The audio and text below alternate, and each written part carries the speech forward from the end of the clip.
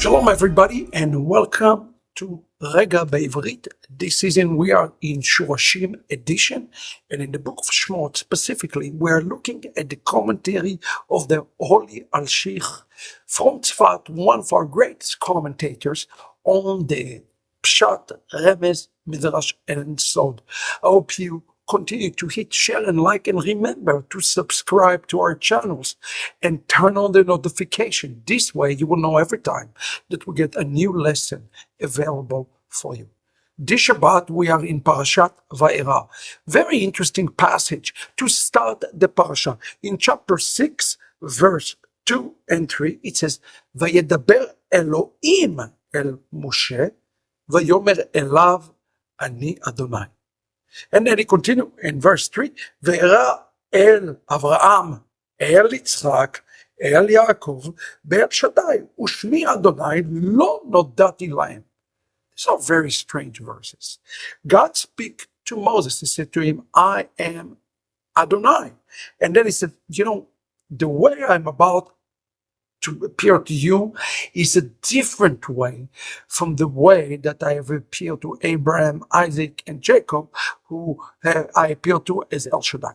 Well, what is the meaning behind that? I see sometimes online people use the name Elohim in certain ways inappropriately, and today we're going to really understand it from the Bible, why God has different names and when it's appropriate to use which name. Now, the Midrash on Exodus chapter 6, verse 6 quoted and tell us that Moshe Rabbeinu was afraid, and the Al-Sheikh explained. He said Moshe was afraid that the Jewish people would not merit to be redeemed from Egypt, and God therefore swore to him he would indeed redeem them.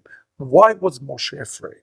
Well, we going to look at why was Moshe afraid, according to the Al-Sheikh, because he said when Moshe saw that his speaking to Pharaoh had made things worse for the Jewish people, he thought that God's original promise to redeem them was a function of his midat harachamim, the weight of mercy, which is being aroused.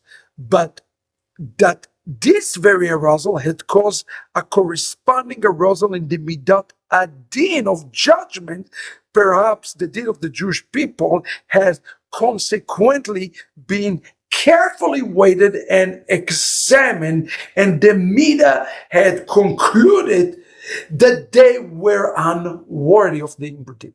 Now, we have to understand that each name of God is related to another midah of God. Well, what is a midah? Midah is a character. It's an attribute of his character. And at the beginning of the text here, it says, Vayedaber Elohim el Moshe. You notice what God called? He called Elohim. Listen to what the Holy Al-Sheikh saying about the name Elohim. He says, God now replied to Moshe, concerned. Since Moses had been challenged God, he started by speaking to Moshe somewhat harshly. I am Elohim. Elohim, attribute of judgment. But listen to how God concluded the verse. He says, but God then continued with a softer tone, as the verse says, Vayomer elav Ani Adonai. I am Yod Hey Vav Hey, the name that we do not pronounce, Hashem. This phrase, Hashem, Yod Hey Vav Hey, always related to the attribute of mercy.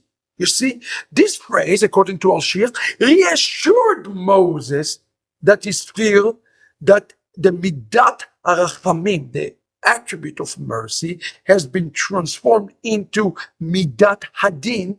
It's unfounded. It's not necessary to think about it. You see, Moses was thinking that God is going to judge everybody, including the Hebrew slaves. But when he said, I am Adonai who sent you, I am still acting with the midah of compassion. And that's something that we all have to remember, especially now in our world, Yes, God is a judge and he's judging, but even inside his judgment, he still operated with other midot. And one of the midot that he's operating in, his ultimate midah, is compassion. He is a still compassionate God. And Moses had to understand it. The increased suffering being felt by the Jewish people is for their own good, to hasten their redemption, just like today, that the hastening, the redemption is coming through suffering. They will not need to endure the entire 400 years of exile foretold by Abraham, for the intensity of the suffering in exile can reduce this duration, exile according to the Holy Mashiach. Now listen to the conclusion, because he told him, well, I appealed to Abraham, Isaac, and Jacob as El Shaddai. Well, what does that mean? God continued, with regard to your accusation that the guardian angel of Egypt and the negative influence of the Mazalot, meaning the demonic forces, have not been subdued, there is also no need for concern, God said to Moses. I appeared to the forefathers in El Shaddai, indicating that I will destroy, from the Hebrew word Shaddad. Shaddai is from the word Shaddad, meaning to rob or to take in force. All those who stand in my way, and when I promised the patriarchs to bestow good upon their offspring, it was with this name.